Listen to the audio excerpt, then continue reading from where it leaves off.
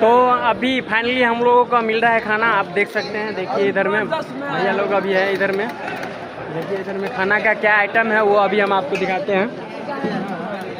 नीतीश, तब खाना अभी लेना है क्या? हाँ, खाना लेने के लिए खाना खाना। हाँ ठीक है, लीजिए।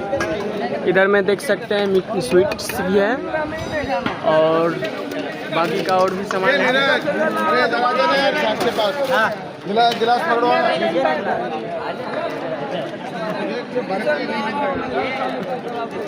अभी इधर में पूरा भैया लोग अपना खाना खा रहे हैं।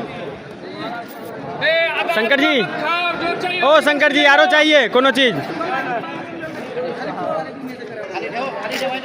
जो चाहिए इधर से ले लो। खाना खाने वाले जो चाहिए इधर से।